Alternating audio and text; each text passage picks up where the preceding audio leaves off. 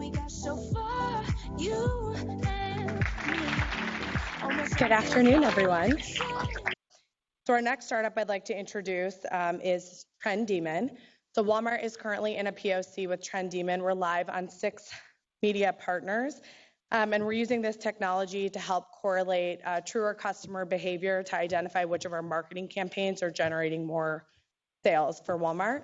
So with that, if you could welcome with me Avishai from Trendemon. And thanks for really make it easier for companies to understand how content and how marketing actually impacts their revenue. Well, accounts, I had companies come up to me and say, look, you guys seem real nice, but unless you can actually prove to us that what you're doing generates revenue and how it's impacting the bottom line, and truth be told, I didn't have a good answer for that. I realized the basic question we wanted to answer was, how do you actually measure the impact of a story? How do you know what it's worth for the organization? Companies spend billions of dollars on creating content, building audiences, engaging them. Marketers are very accustomed to looking at funnels, right? Looking at groups of people moving from one stage to another. We realized we had to look at a different perspective. Like Marnie from ConnectorShare, we're looking at the customer journey. We're understanding the different touch points, every individual touch point on that journey, to be able to compile the bigger picture. As we started working with more and more companies, we started seeing this interesting pattern. Out of all the content they were producing, only 15% of the content they were sending out there was actually impacting sales. When you think about the amount of resources, time, effort it goes into creating it, it's such a wide difference between what your content is doing and what it should be doing. So our mission is flipping it around, turning those 15% to over 85%. Trendemon is a very lightweight implementation infrastructure.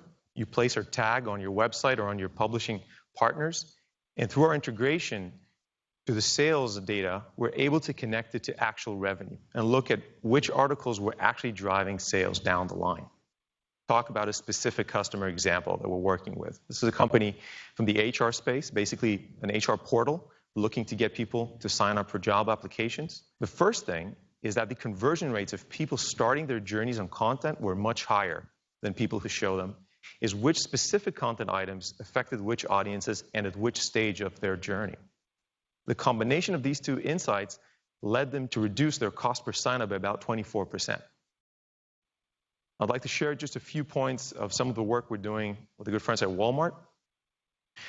Basically, the question that we got from Walmart was, we're producing a lot of content.